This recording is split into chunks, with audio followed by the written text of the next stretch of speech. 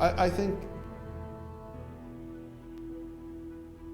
we find ourselves at a crossroads. There's one way to turn this around, maybe. My experience in talking to people about this is that they simply don't understand what's about to happen.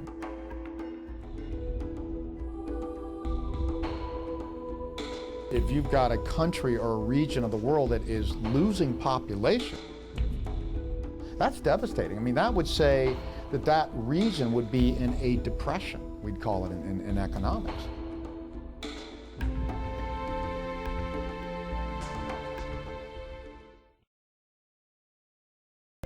You know, there's been a great decline in maybe 70 countries now that are below replacement fertility. Replacement fertility is the number of childbirths per woman that is required to replace the existing population. We're going into a new era. Why is this aging, and why is this demographic winter occurring?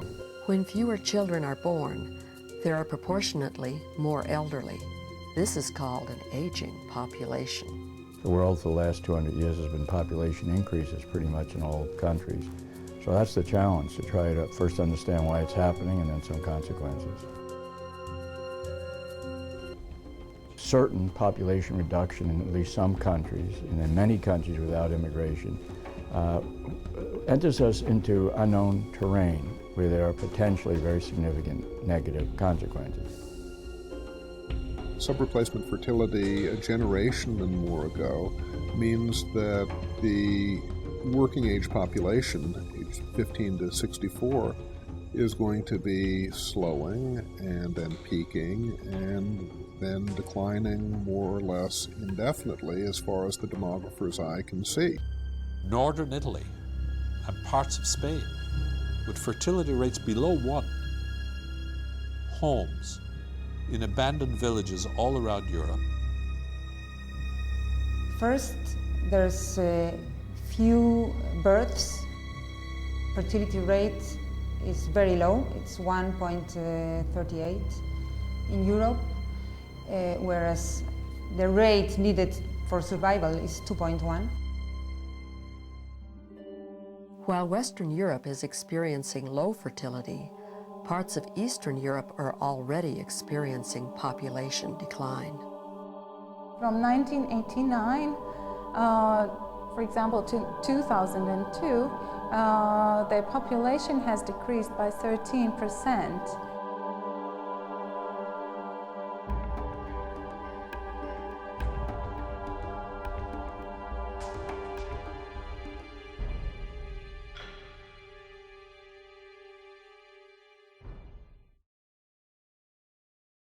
A lot of people I've talked to about this say, well, isn't it great if the birth rate is going down, because after all, that's fewer carbon footprints and less stress on Mother Earth.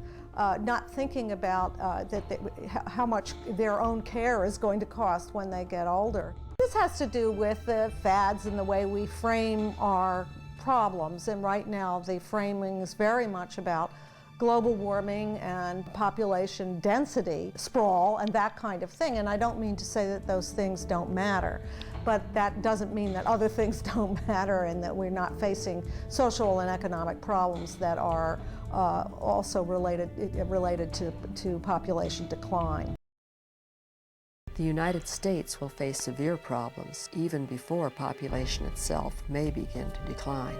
Imagine if all your taxes went for nothing but Social Security and Medicare, and you still didn't have health care as a young person. All right, so we face real challenges here. Low fertility levels, which is the main cause of declining populations, means we don't have so many people in working ages compared to those who are retired and collecting retirement and other benefits. How are we going to finance it in the future? It's also true that never in history have we had economic prosperity accompanied by depopulation. Well, human capital refers to the knowledge, skills, information that people have. Modern economies are based on information and knowledge, not physical strength, but mental command different types of information and skills. So it's the foundation of modern economies. Any economy that doesn't have substantial investments in its people's human capital won't be able to become a modern or a rich economy.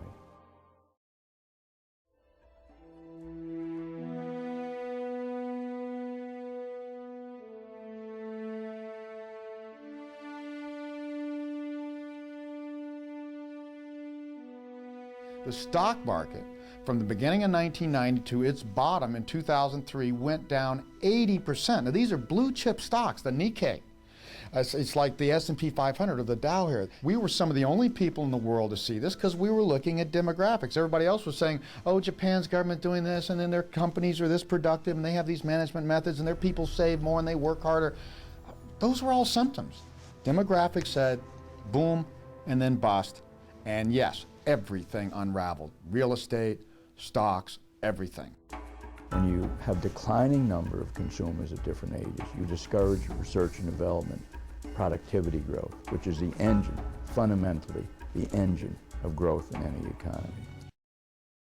We think when the United States and Europe go into this slowdown, particularly by 2010, due to demographics, that at first it's going to hit emerging countries and their stock markets are going to go down and their economy is going to slow. Now the difference is they will have the demographics to bounce back once they recover from that, whereas the United States and Europe will continue to slow, and countries like Europe and Russia slow almost forever.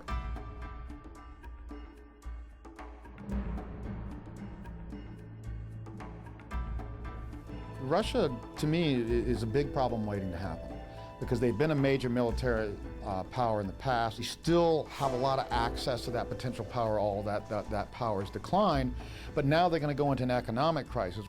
Russia's government is going to be dealing with a collapsing economy, much greater falling taxes.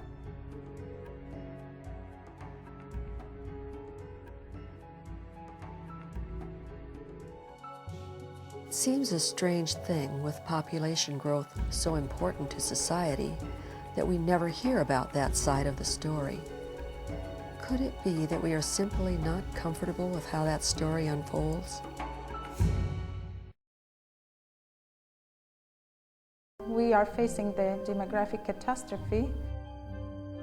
The number of the young children are becoming less and less. And for such a small nation as Latvia, it might even endanger the survival of our nation. So it's very crucial for us to change the demographic situation. One of those paradoxes, I mean, everything you look at life and the universe has cycles, and so does demographics, and so do countries and their development. You're going to gradually have the weakening of the West. The Romans in the time of Julius Caesar were totally preoccupied by the fear that they were not producing enough children. The sterile pagan nobility died out, and with them their ancestors' idea of Rome.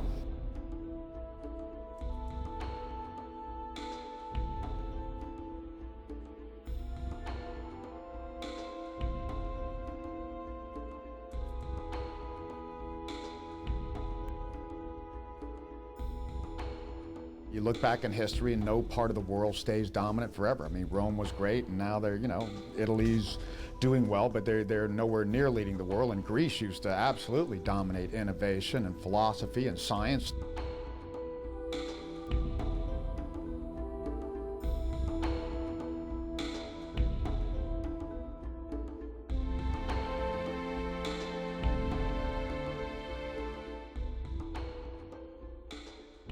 Because countries, as they get more prosperous and more urban, that's the two things you see with progress, particularly in modern time, people have fewer kids. So maybe the time of Western civilization has come and now we're going into a retreat.